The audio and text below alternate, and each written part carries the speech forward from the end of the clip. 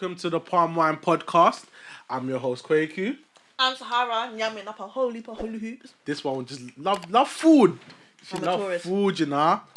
But today we're gonna be discussing adulting. So we're gonna give our experiences gonna give our experiences of growing up in London and like how we've matured over the past 20 years. Right. The past 20 years, and just certain experiences we've had that we think we think will be good to share to the people. Mm-hmm. So, Sahara, today, we just wanna, as I said before, so just wanna sort of give your take about how you feel you've changed from like the ages of like 5 might be too long to remember that, up until you're at your current age now, which I'm not gonna disclose. But yeah, no, I think looking back now, I wish I seized a few more opportunities. When I was growing up, I did a lot. I think that was thanks to my mum. My mum actually put me in a lot of extracurricular activities. I think I was doing gymnastics. I was swimming since about 3, 4. I stopped at 16 or just before 16, I think maybe 14, 15. And I did gymnastics. I did so many other stuff. I did football in primary school as well, after school. Young baller. Yeah. Well, not really, but do you know what? I just liked activities. I was really sporty growing up. I think my transition, I went to secondary school. I was always like number 1 or 2 to get picked for the PE game. You know when they say I was one of the first to go. I was that person. And I was like, nah, Sahara's gonna help us win. We need Sahara. So and I loved it. I actually loved it because nobody wants to be picked last as well. But being picked first is also an honour. Or second or third, top 3 is also an honour. And to go, I think when I went into college, because there wasn't that need to do PE unless you chose the subject or whatever, I kind of gave up. And I kind of regret doing that because it's like now I'm working and essentially I just feel like I'm working. I might go out occasionally and I'm sleeping. It just feels like work, sleep. I feel like if I kept up some of the things that my mum like was trying to implement when I was younger, I would actually be doing bits right now. I would have a nice balance. I would have had there's so many lessons though that I've learned. And I feel like most of my lessons though, and I feel like you learn most of your lessons is between that 15 to now. I think now 15 to like 30. Yeah, 15 to 30. Yeah, let's say because from 30, to be honest, you're supposed to be kind of saying, right, I've learned my lessons. This is now how I'm going to live my life. I think somebody even told me, you know what I mean, or 20s is where you make your mistakes. I feel older than I actually am. I tend to get on with people who are actually already at 30 or whatever because I feel like I try to think quite maturely. I can be very immature. Just don't get it twisted. But we call it, hey? Hey? We all can. Huh? Be a little bit immature. Well, yeah. I thought you were just singling me out. I was So are you. Well, I'm joking. But yeah, so come again. Sorry. Bruh. But yeah, I feel so people are like, oh, but Hara, this is how old you are. Like you're actually a baby. Like enjoy life and And I was like, no, I'm not where I want to be now. This is the salary I want. This is where I want to be. This is the job I want. I want to be doing this. This is the social life I want. I'm not doing it yet and whatever. And I feel like you go into your head and you just feel like you're not where you're meant to be. And I think that's something I suppose with the help of lockdown is actually helped me kind of slow down and reevaluate stuff. Because honestly, the pressure that I was putting on myself to be great, even though, we need to be great by the grace of God. GG. That was so many G's. I had to say that. Great grace of God. Amen. But yeah. And it's honestly, it's just evolution. I feel like your 20s is evolution. There's people have dropped out of my life and it was like raw. I think quite a few people dropped out at one point I had to just kind of realize, mate, they're not meant to be On that journey. Yeah, on my journey anymore. They've had their time. They've had their stay. I've had their stay in their point, and now we got to go separate ways. I think there was just a thing where I was thinking, oh, I've known this person since childhood, or I've known this person since college or whatever, and they're meant to be with me for life. And it was kind of that whole thing of not wanting to let go. So the way you're drinking the cherry bee is killing me. But honestly, it's kind of that transition. But I don't know, how has it been for yourself? I think growing up from, as you said, from young, similar to you, like I've always been the energetic one, innit? So as I've grown up, I've kept the same energy, the same vim. Do you notice he said that and his voice is going higher and higher? No, you're funny. No, I kept the same vim from early, innit? Like I've been that kind of guy that's always been high energy, high octane. I was the annoying little kid back in the day that just wouldn't shut his mouth, basically.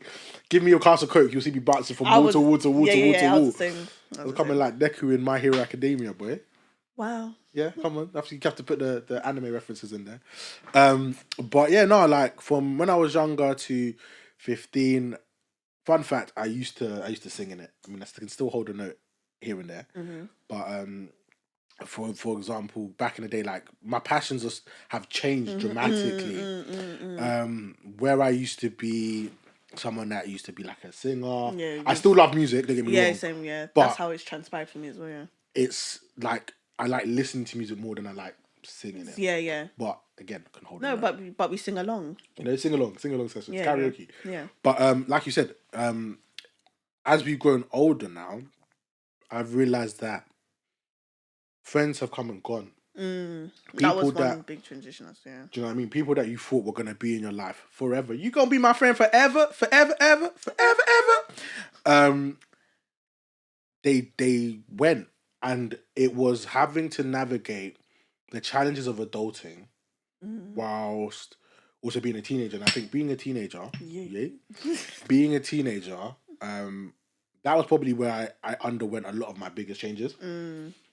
Because obviously I went to an all boys school, so not obviously, but I went to an all boys school. So then you're trying to figure out how to be a man. Question, just to be really funny, is it true that in boys' schools in the PE room you guys are all like twerking? What? Hold on, wait. What is going on here? I used to hear some stuff. What is this? I'm about sorry. Bruh. Nah. It's not true for your end. Okay, there's a few schools. I won't say any school names or whatever. It's got to be adding people before they come for you. Well, you know. They come for you, that's fine. Not me. I just wanted to ask, but is it true? We're not in any of your circles anyway. Not my circles. Yeah, not my school, not my circles, isn't it? Is what it is. But Sorry. I know that was like a completely. I went off. No, you just threw me off there. Sorry. But yeah, like growing up in school and stuff like that, you're tending to find yourself, and I think we don't even find ourselves we don't find ourselves until I'm just gonna put it out there. We don't find ourselves until we spend time with God and find out what our purpose is. Do you know what I mean? And I think as we grow into the men and women that we want to be, we are undoubtedly, and me personally, I've gone through transitions and situations which I look back on and I'm not proud of. Yeah. And that's life, innit? Like, you're going to get into situations that you're not proud of. Yeah. And I think as I got older, I realised that life isn't happening to me, it's happening for me. In the sense that what happens in my life is going to guide me to be the best version of myself, whether I like it or not. I can either look at it as, oh my gosh, this is happening to me, woe is me. Or I can be like, you know what? Take the L. I've taken my L's. Yeah. Time to turn my L's into a lesson. Yeah, yeah. And my lessons into blessings. Shout out Young Quakes in the building. You get me? Skitty pat pat. Yeah? Skitty pat pat. I'm joking. You said something interesting there, which was you said that in secondary school you were finding yourself. Yeah. I don't feel like in secondary school I feel like in secondary school I felt like I had to conform to how people wanted you to be. I got lost in that You anyway. just got lost in the sauce. Yeah, I got lost in the sauce. And then it was between like 18 to maybe 22 that I was facing and finding myself. And I think it was, I don't know if I was a late bloomer or if this is a common Trend. a common experience for people. But I think for me, I wouldn't say I was finding myself in sixth school. I was Conforming to societal norms. no, yeah, that and experimenting with stuff and being silly. We call it coming home late and not telling mama where I was. Listen, I hope your mum ain't listen to this one. I've been very honest with my mum about stuff, so my mum knows now. So hi mum.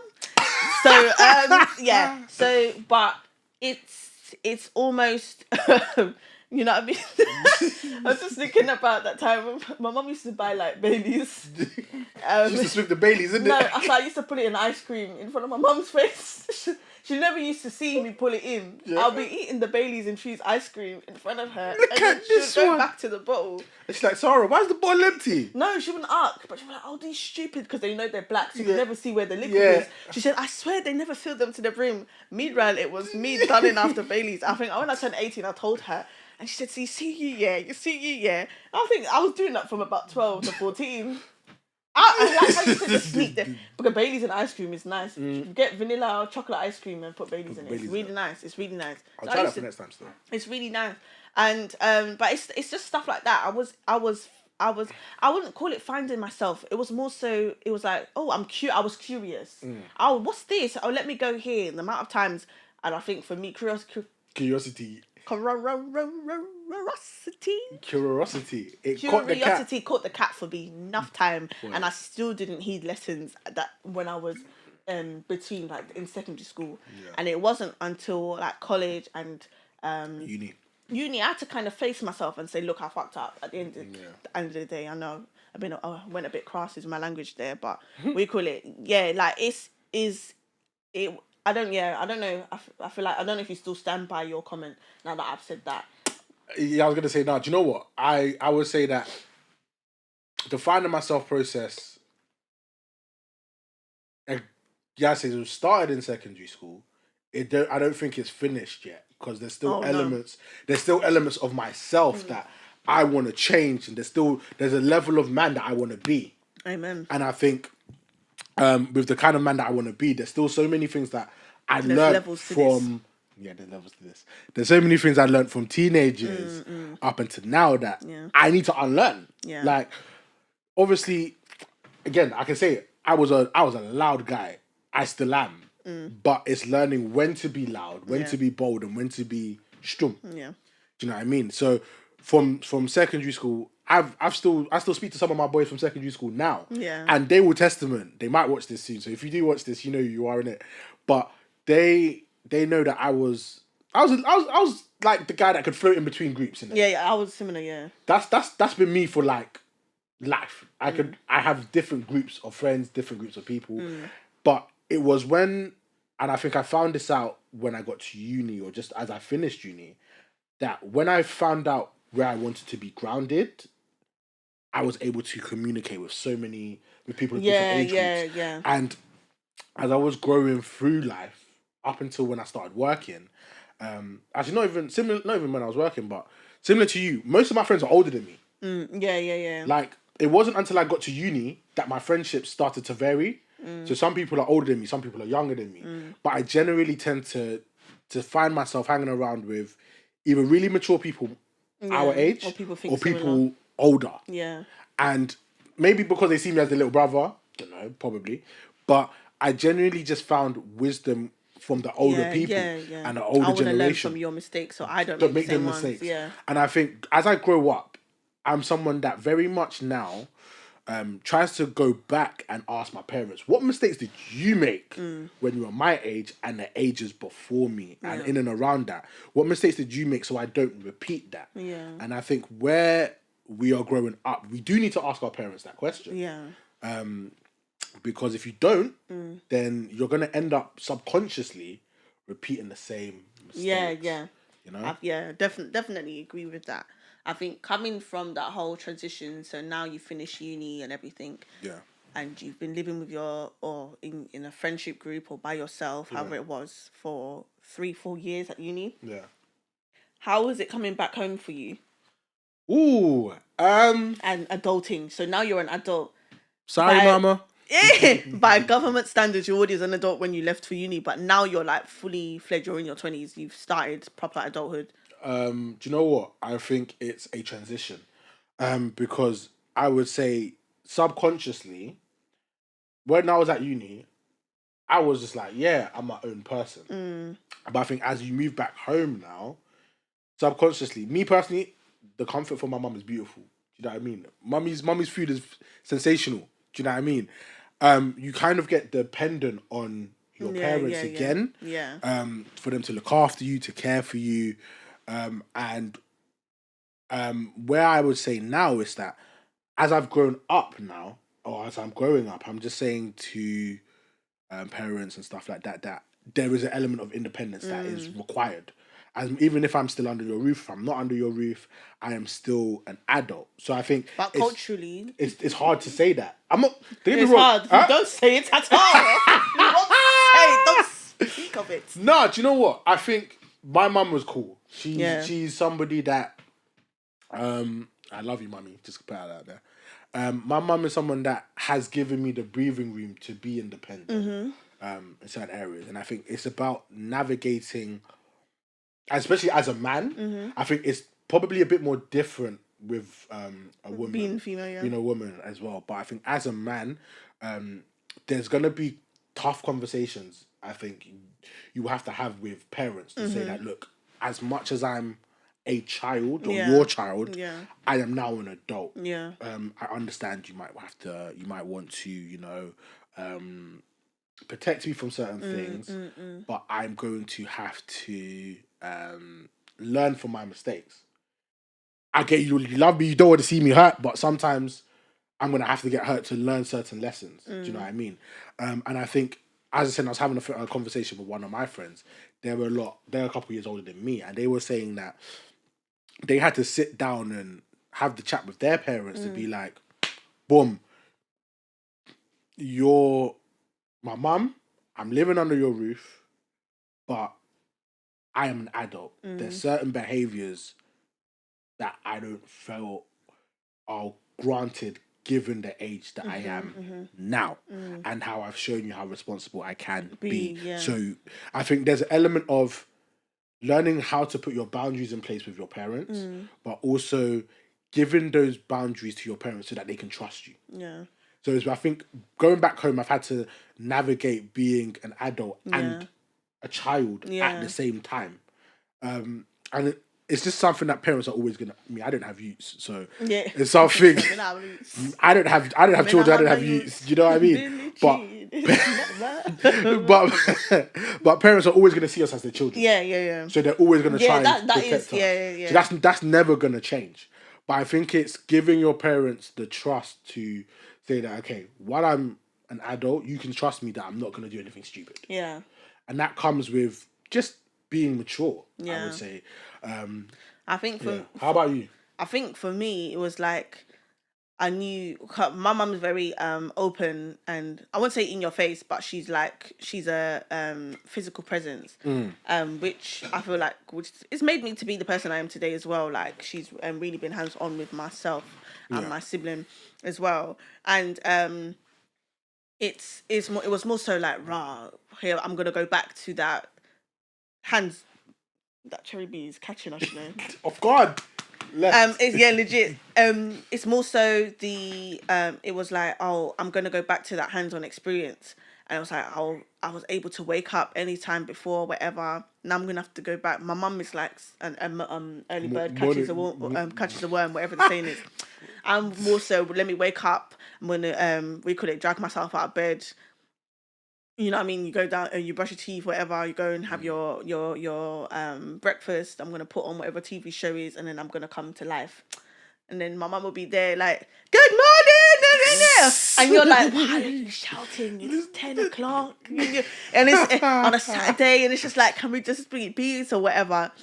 But and the privacy. I think in my house, I don't is it Yeah, ergonomics? In my room, I don't have a closed Mm-hmm. off ceiling. So I have kind of like an open ceiling that goes into the passageway. Yeah. There was some refurbishments, and yeah, I don't know why I did not get a closed off ceiling. So your ceiling's just out there for the world any to see. conversation, Yeah. any noise or whatever I make or whatever from my room is going to be heard. And my mum's room is right next to mine, and the partition wall is thin. So we call it. We hear no, but we hear each other when you call it. Just go back. Like I can tell when we're snoring or whatever. My mum has an ensuite, so if she goes to the toilet, I hear the toilet flush, etc. So it was more so all of that. It's not even like, oh, speaking of having anyone over, whatever, but it's more so just having personal space or whatever. I'm missing the fact that I could just walk around anyhow before. I could be in my shorts or whatever. I could come out of bed anyhow. I could just come in my time, and nobody's gonna say anything because I'm living by myself. I'm minding my own business. Yeah. Whereas there's gonna be a comment from my mum, or if I see my mum that way, I'm gonna make a comment. Because you don't want to be seeing anything. Goodness gracious me. This is yeah, where we're going today, yeah? Or we call it like when you come back from work. I do love this about my mum. She always asks is like, oh, how was your day? She's so cute. And whatever, and she lets me have a session and she'll give me a hug or whatever. But yeah, it was more so it's more so just the personal space and not having it again and having to conform back to the rules of home, but being an adult on top of it. So now the lease isn't as tight as it was before. It wasn't just... It wasn't, yeah, you know what I mean?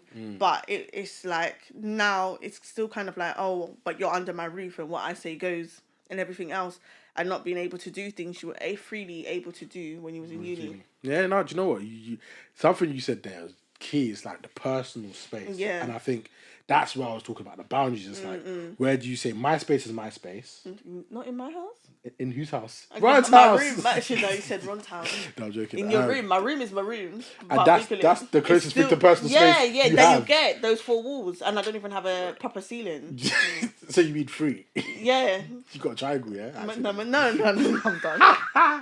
No, but in the sense that it's I think when you move back home, I feel that there's so much pressure on your shoulders that you can feel a bit of, similar to what we talked about in the last episode, like the mental health thing. But I think the parental expectations that they have on us as we were growing up, what would you say your experiences with that was? In terms of like expectations, go to uni, go and get your book, go and finish your book, all of that stuff. I think with my mum personally, my mum kind of was like, look, you know what I mean? As a black person, we always have to work 5 times as hard to get the same mediocre recognition as somebody who wouldn't even have certain qualifications. So it was kind of like, you know what I mean? This is what you need to do. I think my mum, I wanted to initially just study business by itself. And then I think she still talks about it to this day. Like, she told me, oh no, do law, it's good to know your rights and do it with business. And I listened to it. I didn't really enjoy the law side part of it and whatever. And it's something I wish I didn't do. But then for her, she was like, oh, but look, people who did law and business in your category, there was only 100 of you with that degree, that type of degree at your uni. But people who just did law, because I was with the law people, because it was mainly law, there was like 400 people, and I think with the business group there was more than 400 people who graduated that year.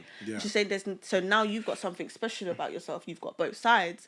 And I was like, I heard it, but at the same time I knew I could have probably got a first if I just focused on business, because I was actually interested. All my modules, and the reason why I got the 2-1, I would say overall, bar maybe a couple of law ones where I removed myself from the statutory need for a qualifying law degree, like gender and law and employment law.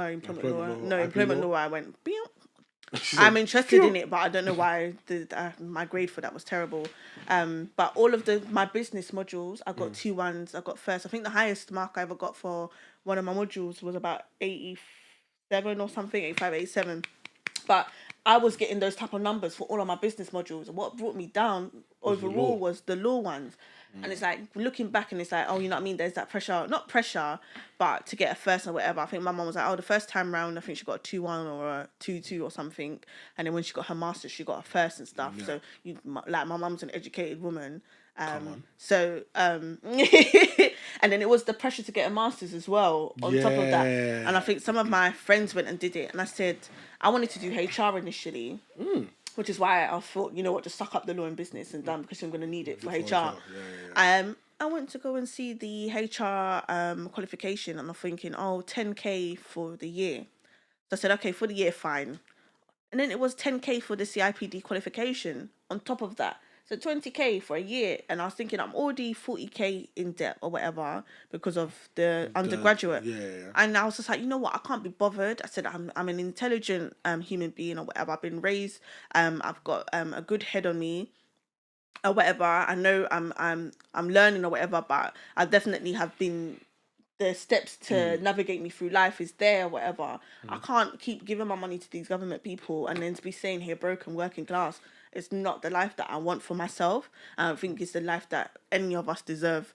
And I think looking back, and I know for myself when I have children, I've spoken to this with my boyfriend as well. So when we have children, we call it, I don't want to pressure them with uni. I kind of felt uni was a scam. Honestly, it was a money laundering scam. If you want to become a doctor, or, if you want to become a dentist or biochemistry, engineering, fair enough. You do need those qualifications. But most Law, even when I was doing my work experience, they were like, "Oh yeah, I did geography and got a first, and then I did my conversion course." If you study law at uni, you still need to do the conversion course regardless. Really? Yeah, it's a scam. Raw. It's a scam. I was telling people, and when I work in education, and I was speaking to students who were looking to get down, I said, "Look, I did that. Let me talk to you." I said, "Do something where you know you're going to get a first because it makes you look good and intelligent. Study English, study history, like law related subjects that you know you're good at.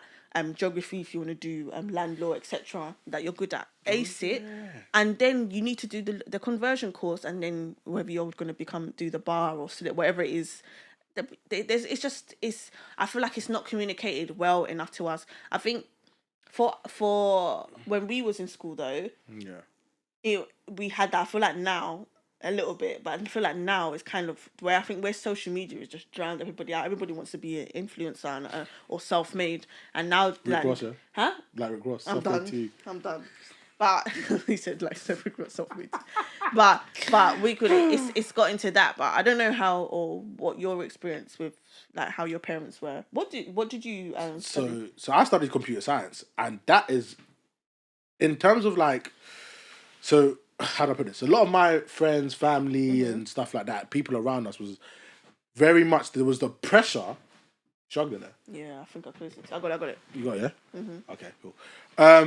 There was the pressure to be the doctors, the lawyer, the financial guru, or something like that. Just something that looks teacher. Good. Yeah. So not even looks good. That conforms to the general idea of when they won't go and tell their friend. My son is a doctor. My daughter is a nurse. Yeah. You know, my son is now a lawyer. All of that stuff, right? Yeah. There's that preconceived notion that if you don't do those topics or those subjects, your degree is not good enough. And I had that pressure from. No, I didn't have that. Luckily, I had that pressure from family, right? Not my mum, but more so my dad, because my dad is a proper African man, right? So he was like, "Yeah, you need to go to Oxford or Cambridge," and I was like, "Cool, it's fine." I mean, I know my talent. I'm not that person. Sorry. Can I just butt in there? For me, it wasn't even that. And what you call it? I just feel like that is just a status place. Two, I don't want to be the token black person in your school. I digress. She's like, I don't want to be the token black in Cambridge. Yeah. But I think there's also, funnily enough, I'm going to talk about that in a second. But there's generally a stigma that if you're not doing the big three, medicine, law, or biomed or something like that. Oh, teaching. They allow teaching. They allow to an extent. Yeah, to an extent, yeah. To an extent. If you're not doing the big three. That's like, okay, that's good enough. That's like, oh, cool. You're not where I want you to be. Or politics. No, engineering is a big one. I want him to be an engineer. Because engineers make money, statistically. But from experience, I know that if it's not those big four, you're looking at oh, but why are you doing this course? This course isn't as good. And I think the stigma surrounding that needs to change. Yeah. Because most degrees are good because they open the door for you to get into what you want to do.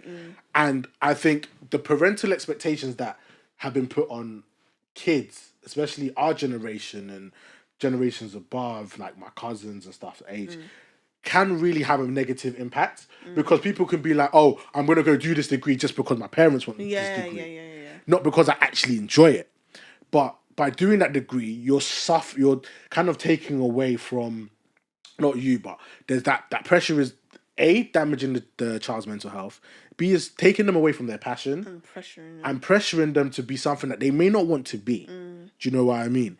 So when it comes to me, I'm grateful to God that I had the parents I had, even though my dad was a bit, at the same time, oh, you need to do this. He was more like, do you know what? After a while, he realized that the degree I actually do is where society's going anyway. So the doors that are going to open. And you picked up at that time as well. well. I picked up at the time where computer science was booming. Yeah. And we thank God for that. That's literally God's grace, isn't it? That's literally God's direction and God's grace. And because of the direction and the things that I've done, I've now gotten to the company that I work for, right? And it's a big company. And I thank God for that. But if I didn't do my degree and if I'd gone down the path that parents wanted, I probably wouldn't be where I am today. Because I could have been in a degree which I didn't enjoy, or I could have been in a job which I don't even think I like. Do you know what I mean? So, again, parental expectations are important to us. But I also think on the flip side, parental understanding is important because, I mean, I know people that do music, and when they told their parents, I want to do music. Yeah, until they see it makes money. Until it makes money, or there was my son's a musician. He's an artist now. Yeah. Do you know what I mean? Get your new, what you call it, 21 plate car and everything. Then they see, Then they see. But I think that happened with a couple of YouTubers as well. Do you know what I mean? So I think a lot of the time, even for example, things we're doing with the podcasting as well, we're not. Some parents may not view that as good, or productive, productive. But again, I can say, for example, my mum, when I told her that, do you know what, I'm gonna do this, she was like, do you know what, it's good. It's an expression of who you are, and I think that level of support is what will change a lot of our generation's mindsets to actually pursue our passions, because our parental expectations can be like, our parents' expectations of us can be like, why are you doing that? Yeah, you're wasting your time. You're wasting your time. This isn't going to bring you anything until they get the Benz or the Beamer or the new house because of it. The Benz Beamer, Benz Beamer, Bentley. And then they're like, oh my gosh, like, what you have done, it makes me money, it makes me proud. I can go and tell my friends about you now. But then I feel like at the same time though, I feel like that whole parental expectation that your child is supposed to make money for you needs to just remove. At the end of the day, as long as your child is happy, I feel like culturally you just need to stop.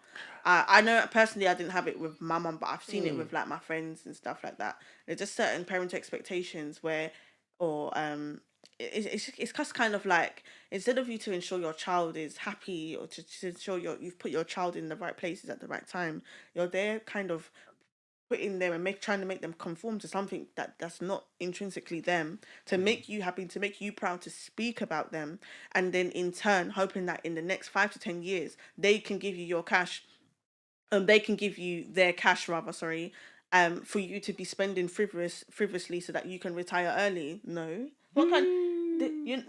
What is this? Sorry, so I don't know if I've gone really deep there. But for me, I've seen it. So sometimes I speak to my friends as well, especially with it when it's like parents who aren't around, so they, you know what I mean, and haven't helped raise you, but they still feel culturally that they owe their parents something. No. Yeah, no, I get it. I think it's when I become a millionaire or whatever, or millionaires plural. Yeah. Multi-millionaire. Come on. What you call it? Because I don't want just the one. The one plural. So we call it. About 5 million. You know what I mean? I'm not gonna. We call it. My dad wasn't around. I don't want to call him that, but we could, if he decides now to come back because he's seen me in Forbes or whatever to say, oh, you know what I mean, I knew you would make it. Can you get out. I don't owe you shit. And I feel like some people need to take control of their personal. No, I don't owe you shit. I hear you. I don't care if, and it's not. It's nothing to do with disrespect or whatever. But for me, we call it. I can't give you my all when you didn't give me your all when I needed you when I was growing up and whatever and things like that.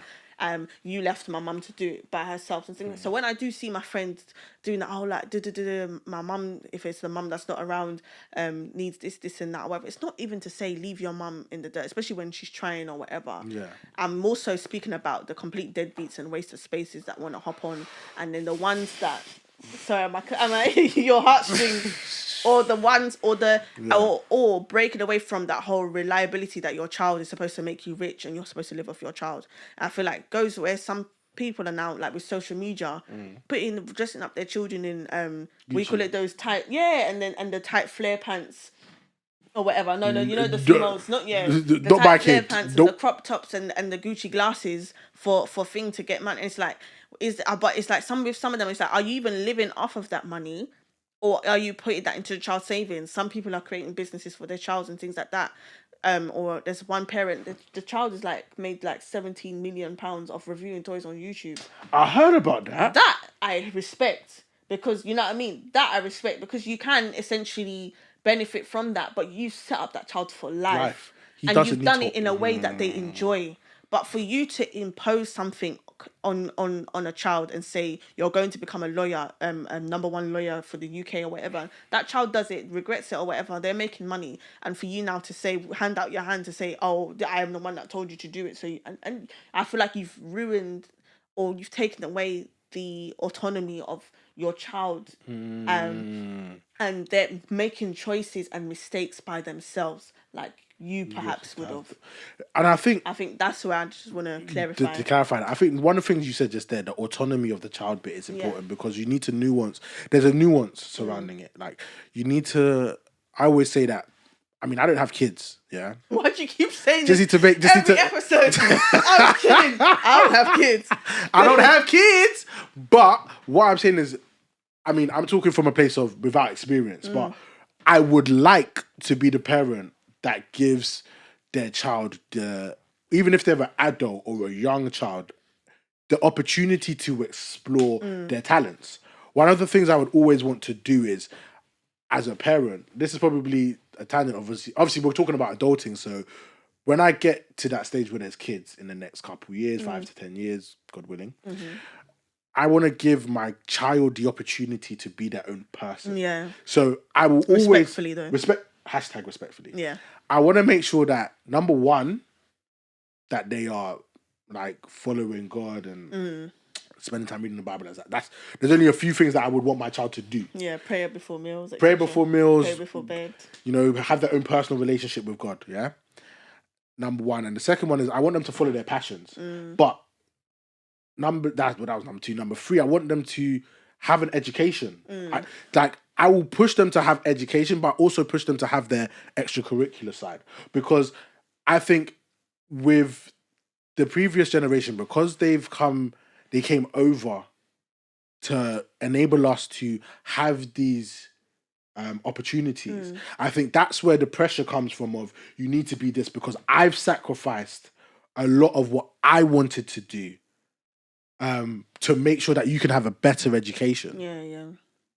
I think, what you call it? Yeah. I don't mean, I saw your face. I was like, wait, what? No, it's probably just timed out. Yeah, but then I think, that's where I think it comes from. I think that's where that pressure of, you need to be something successful because I made sacrifices so you can have this life. Yeah. So I think there needs to be the balance between the two to say, I'm not going to impose what I want for you on your life, but I want you to thrive in the way that you want. Yeah. What do you think I support you. Is better for you?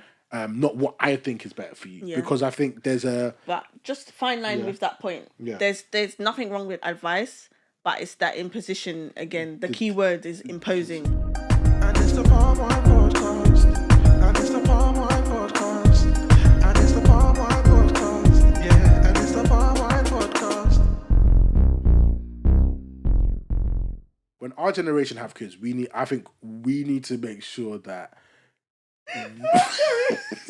I think when our generation have kids, we need to make sure that we're not imposing what we want on our kids to our kids. It's more what you want to do.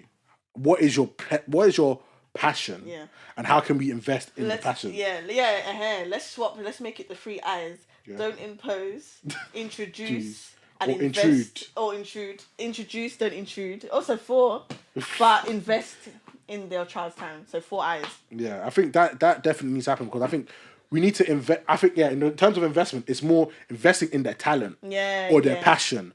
Because it's like it's one of those things. I think with my mum as well. Growing up, like they always say, "Oh, girls need to play with Barbie or whatever." My mum was buying me mad scientist kits and build your own volcano. I thought you were gonna say build a bear. No. Build your own volcano.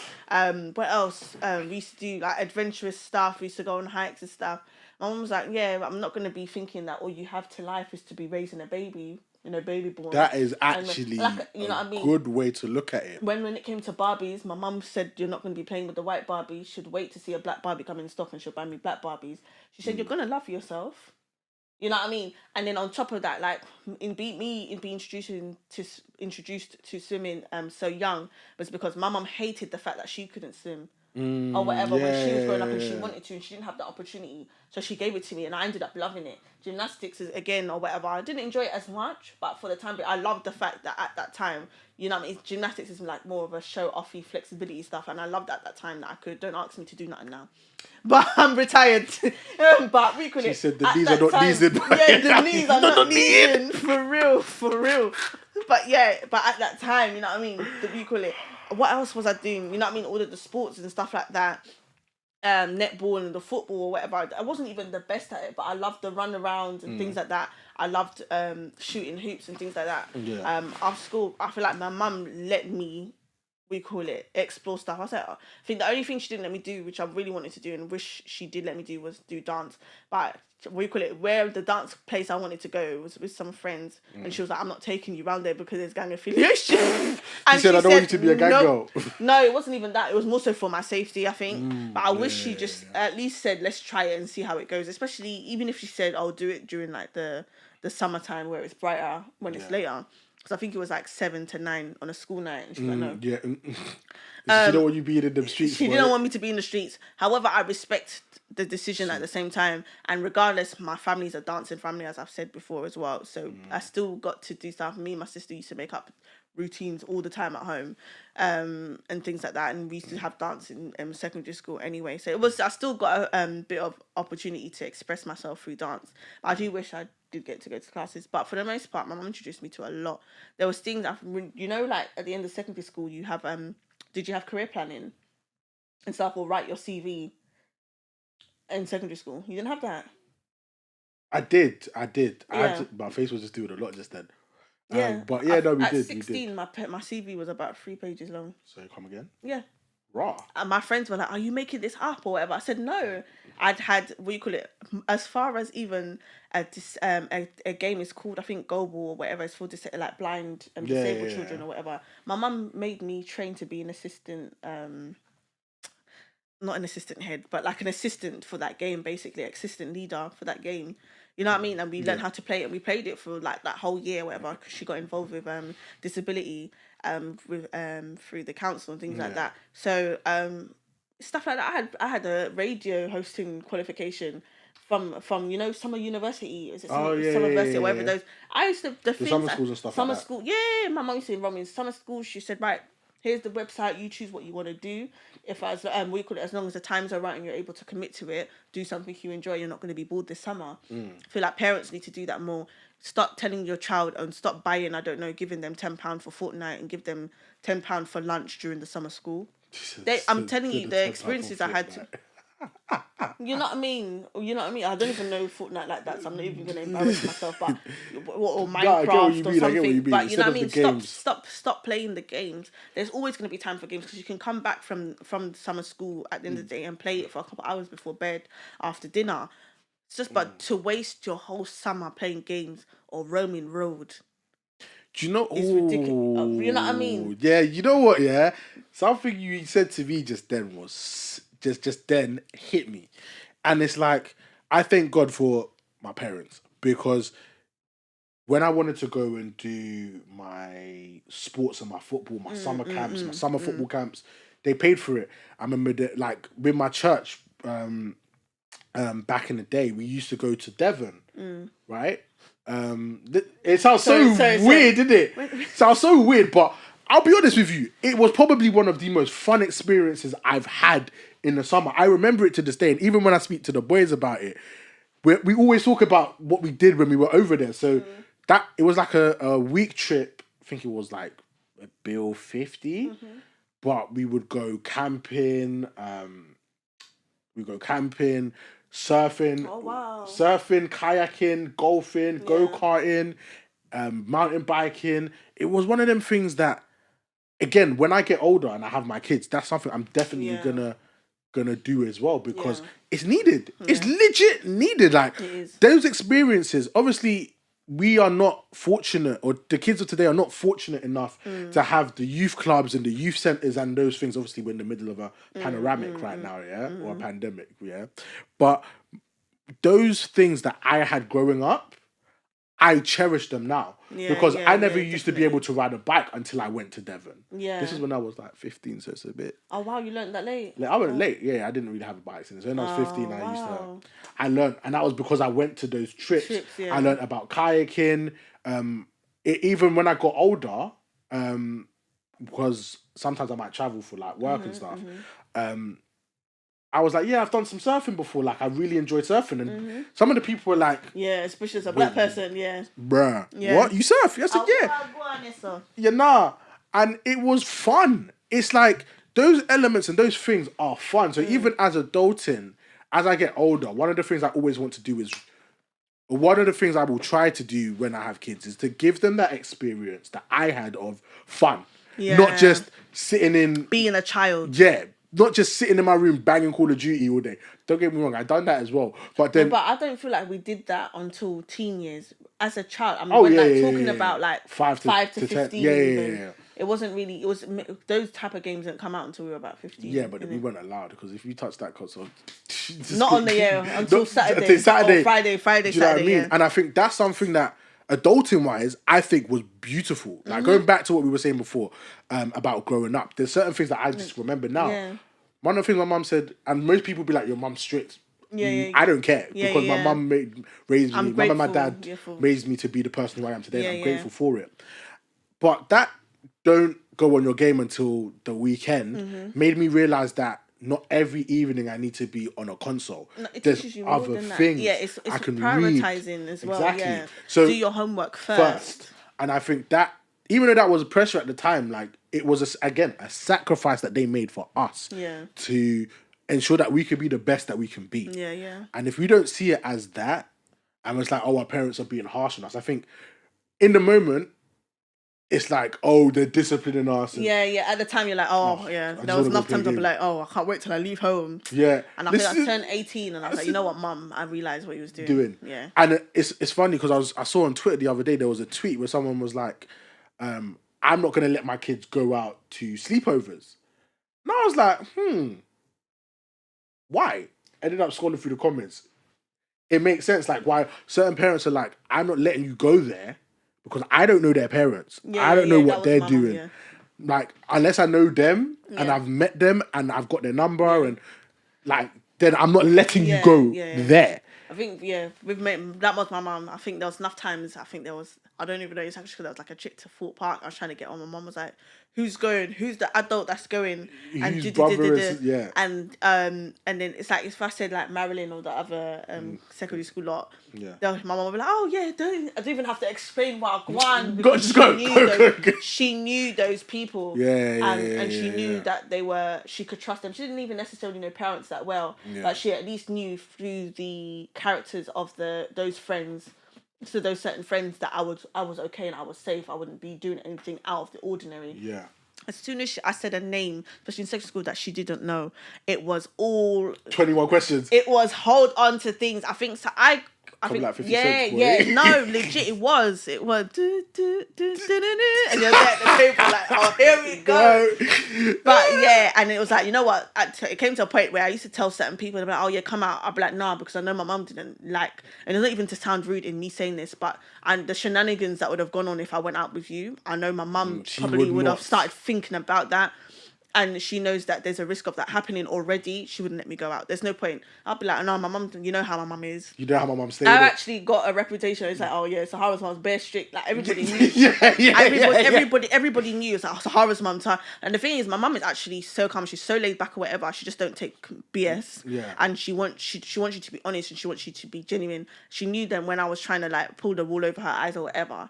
So I think after the first, second, this attempt, I knew there was no point. I can't bullshit my mum.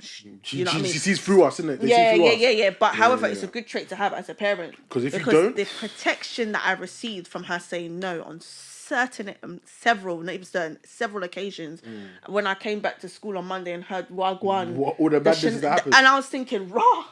It was good I wasn't there then. Listen, like, do you say that? Yeah, it just bring back all bring the memories. Yeah. Because I remember back in the day, I was like, Mum, why are you not letting me go out to these places, please? Yeah. And she's like, you're not going. I'm like, Mum, why? Like, this person, no. Yeah. No. Yeah. No. Yeah. No. Yeah. But it's something that resonates with me because that no saved my life a lot of the time. Yeah. And you'd go home and you'd be like, you know, when you slam the door gently. I'm not talking to you. And you go, behind the door. About to too Super Saiyan in that. But it's even then I realised that sometimes, and this is even like, I'm going to take this back to scripture, innit? There's a scripture in the Bible where it says, discipline doesn't seem pleasant in the moment, but after, like I'm paraphrasing it, but after a while, you realize like it doesn't feel nice in the moment, but it saves you a whole lot of trouble in the long run.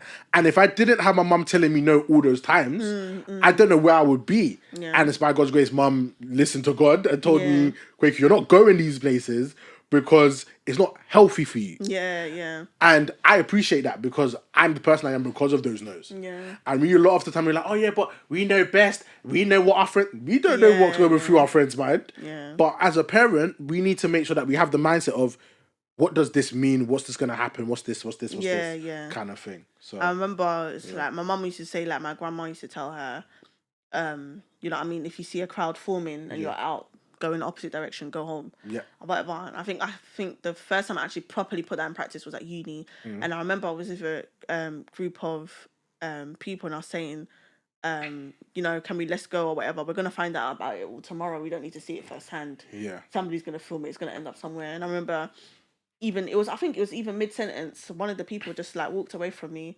I said, you know what? I'll go home by myself. My foot was bunning, obviously. You know, you pretending that you can walk in heels. You can't walk in heels. I'm a trainer person. We call it. I remember I got on the bus and I was thinking, Lord have mercy. It's like 2-3 a.m. I'm in the middle of Woodlands or whatever. Because I'm in Woodlands. Sticks. Yeah, I'm in the sticks. Like what you call it. The bus came and I remember I said, this is where I'm going. Do you go to this stop? And the bus driver was like, no, I don't, but I'll get you as close as possible. My man, I think, I didn't even have my pass. He let me on for free. I'm honestly, till I said, God bless that man. Because as I think he saw me as a female. I think he said even when I was leaving, I have a daughter around your age, and I would have hoped somebody would do this for my daughter. And honestly, he was like my guardian angel that day. And he actually drove me to the closest. He drove away. He came off route. Oh, swear. And dropped me pretty much across the road. So I just had to cross the road to get to my flat. And I said, you didn't even have to do that or whatever. He said, no, as long as you're safe or whatever, I'll get home safe. And honestly, from that point, I didn't even speak to those people really after that. Because I was thinking, you know what I mean? Left me, bro. The police was there and everything. And it's like, next thing you know, you're in the wrong place. You step on the policeman's toe and they're ready to prod their fingers up your backside and arrest you. I know that's a really left, but you've been in the wrong place at the wrong time. And you don't know what could happen. For the sake of gossip that you're going to hear about tomorrow. Do you know what I mean? So I think that's just one thing that I always take with me. Just remove yourself from the situation. Obviously, I was lucky in that sense and blessed at that sense to have somebody watching over me at that point, and somebody went out of their way to ensure my safety. Because even that day, the bus took about half an hour, 40 minutes to come. I was waiting in the middle of sticks by myself, battery dead, everything, no way to go home. Couldn't even call a taxi. The taxi I was calling, I think, you know, uni, I don't know what it is with uni, whatever. People steal taxis, and I don't even know how it happens. They're like, yeah, I'm going here. No, you're not. Yeah, yeah. They'll be like, oh yeah, it's Sahara, and it's the guys that's walked in, and he said, yeah, no, it's Saharan, and he's walked into your car now. That's the end of the extra let to your name. They've stolen your taxi. I called the taxi people 3 times to come and collect me. They didn't come. Yeah, nah. Do you know And the bus came, and honestly, and I don't regret that point, because honestly, for me, it was like there was nothing for a fight. And we were like, I think maybe at this time, maybe about 90-20. I was thinking, you guys are just immature. And like, it was kind of like, I realized then that these people weren't for me. Yeah. Because if I was expressing I didn't feel comfortable, I didn't feel safe, and you were just going to walk away from me mid-sentence, you're definitely not there. Exactly, and this is why we got to be careful about. I think, and then adulting, as we grow up, we realize who's really for us and who's not for us, and we have to navigate our friendship cycles, as we were talking about in previous episodes. Because the older you get, you realize certain things. We realize, like, again, I always say I never used to realize why my mum was so strict. But looking back, it's discipline. It was discipline. It didn't feel nice at the time. But it led to peace. It led to me behaving in the right way and wisdom. Do you know what I mean? So, obviously, scripture I mentioned was Hebrews 12:11. It's for the people.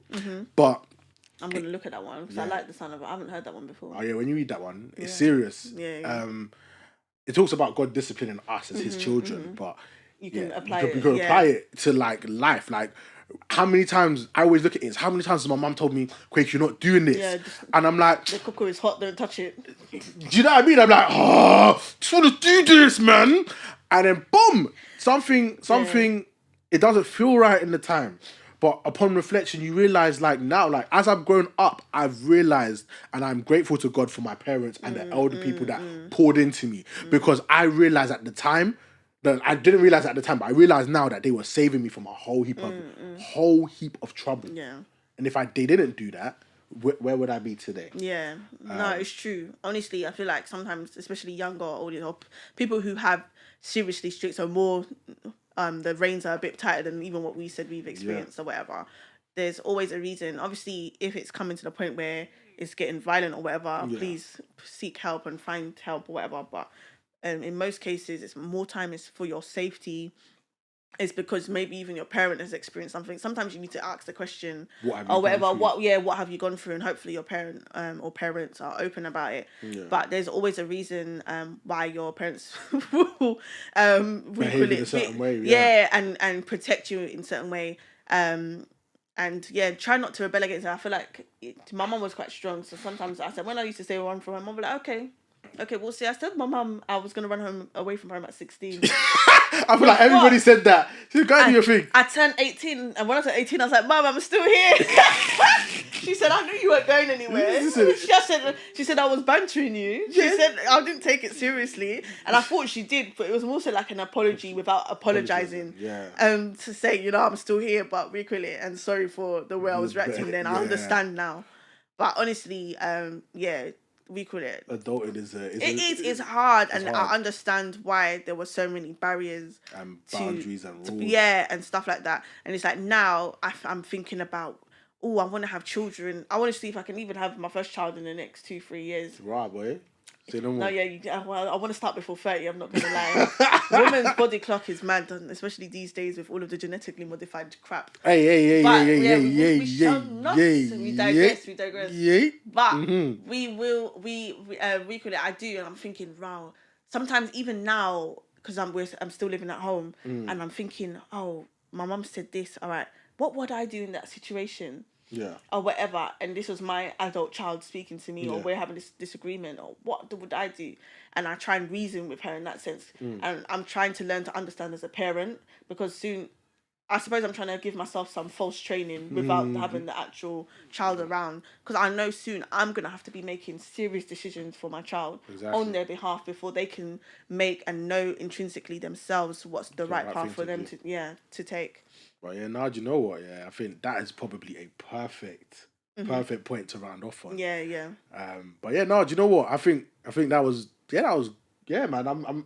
I like how we've gone through and discussed these things, Yeah, because yeah, I think, especially where the youth are concerned and about parents and things like that, I think it's just something we need to be mindful of, and as we are adult children, if that makes sense, we also live under our parents' roofs from time to Yeah, time, yeah. and navigating that dynamic is so important. And the Yeah. lessons that they've taught us, we can now express to and other improve people. for as well for the future. Yeah, definitely.